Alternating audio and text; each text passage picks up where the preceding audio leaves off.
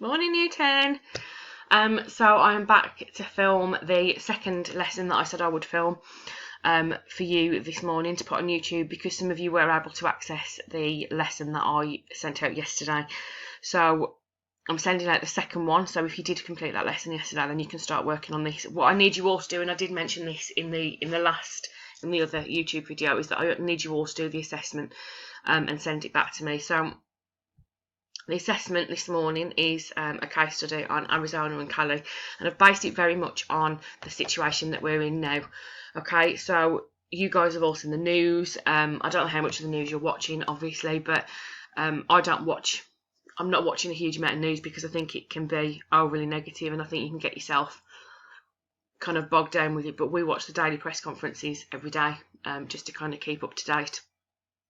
But obviously, one of the biggest things that came out a few weeks ago now was that people who had underlying health conditions, who were over a certain age, who were considered to be vulnerable, were told to shield for a minimum of 12 weeks.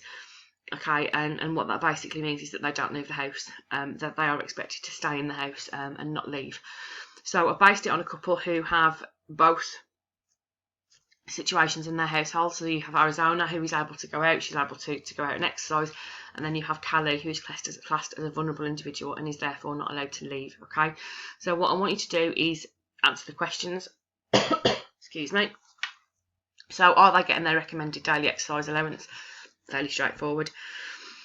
Explain what impact having this exercise could have on Arizona. Now, this is where you can really start to differentiate between your pass, your merit and distinction.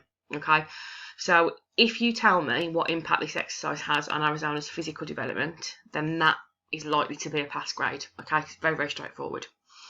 If you tell me what impact having the exercise will have on her intellectual, emotional and social developments, then you're probably looking at a merit. If you can tell me what positive and negative impacts it can have on her physical, intellectual, emotional and social development, then you're probably starting to look at a distinction grade. Okay, and that's quite difficult to do, especially when you think about the social benefits, because the guidance is that you can go out and exercise within your household. You are not to interact with anybody who does not live in your household. And for Arizona, she lives with Cali, who is classed as a vulnerable individual and is therefore not supposed to leave the house. Now, are there any social benefits for Arizona? Does it have a negative impact on her not being able to go out with Cali, or does it have a positive impact on her? And one of the things I want you to think about, and I'm we are all in this together, very much so. We are all in a lockdown situation, and we are all restricted in what we can do. It's not easy, but being constricted to one household for a long period of time, it isn't easy. Even if you're a home bird, being told that you cannot leave the house is very difficult. So is actually Arizona being able to get out once a day and go out on her own and have that space from Cali, is that positive for her? And why could it be positive? Okay, so there's lots of things to think about there. It's not just about, oh, well, she might, it's negative because she's not being able to go out with Cali and she can't go out and speak to anybody else. It's also about her individually. So it may be that she's struggling being stuck at home with Cali every day, and then actually it's very difficult for her, and they might be arguing. And I'm asking you to infer a little bit here and to kind of imagine what could potentially be going on a little bit. And I am asking you to go quite detailed, actually, if you go that far down the line and you talk about how the impact that having Cali around 24/7 might be having. That is incredibly detailed, so if you can do that, then I will be very impressed. But what I want you to do is complete that. Once you've completed that, so pause me, complete the case study. Once you've completed that, I want you to send that back to me. Before you do anything else, I want you to send that back to me. I'm not bothered how you do that, whether you want to handwrite it, take a picture and send it to me, or whether you want to type it and send it back. It's entirely up to you. But I can then start marking as these come through. I can then start assessing them, ready to give you your individual feedback for next week. Okay, so pause me, do the case study, and then unpause me and come back. Okay, so once you've done that, I want you to think about these statements. So, is diet a choice? Do you have a choice about what you eat? That seems relatively straightforward and relatively, yes, actually it does. It is a choice, but is it?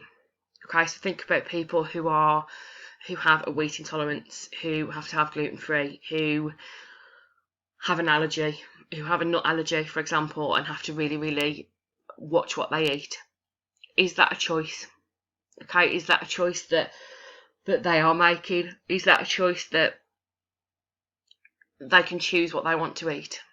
Okay, if I choose to eat too little, what can happen? So if you're eating too little during the day, what can happen?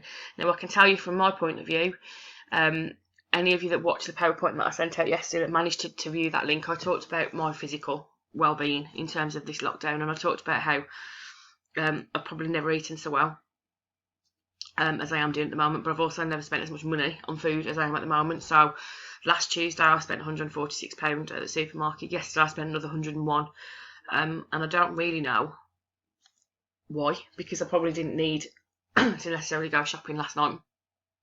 I've got enough fresh food. But actually what I used to do when I was at work is I wouldn't eat breakfast, so I'd get up in the morning, I'd have a cup of tea if I'd got time.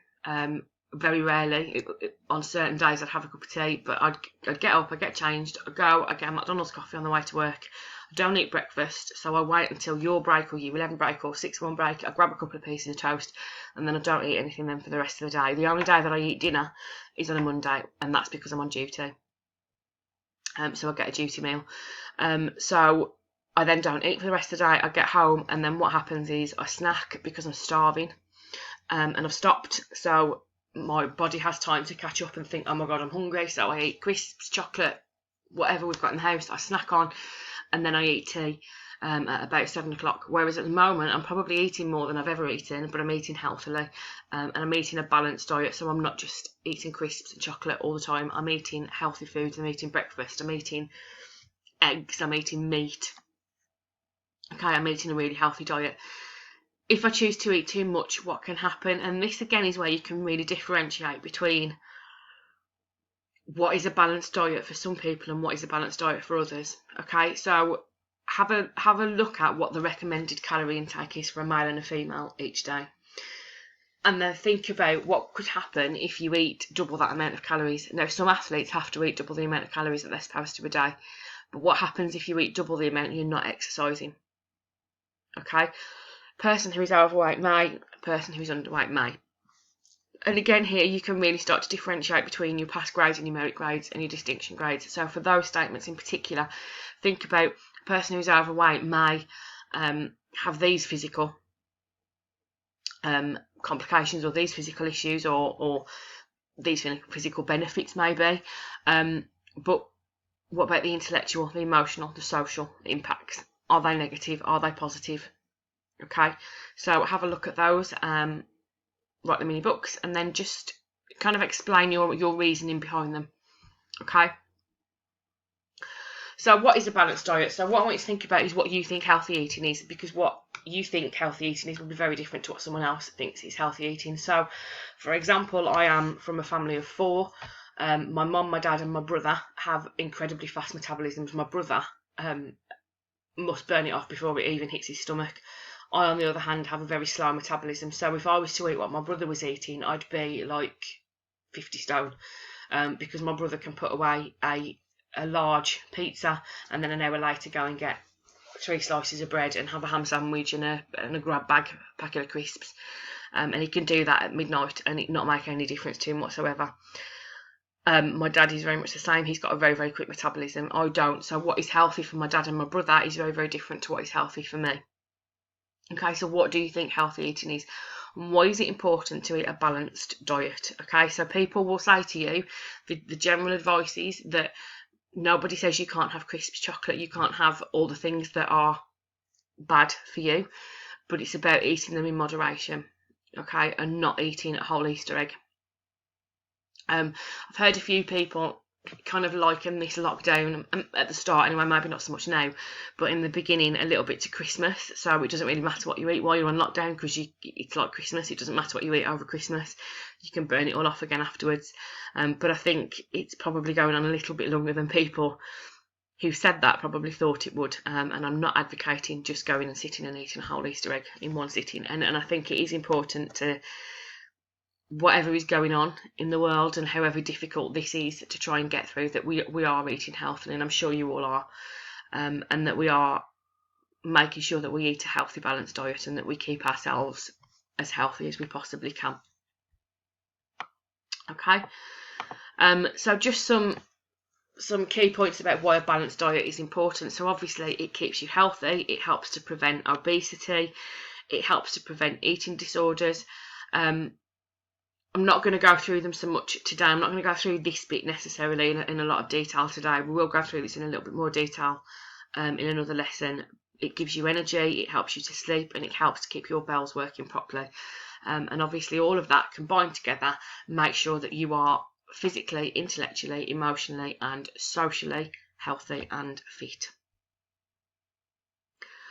Okay, so the one other thing I wanted you to look at is, how do we know how to eat the right proportions to keep our diet balanced? And what I wanted you to look at is this Eat Well plate. Now, you've probably all seen this before.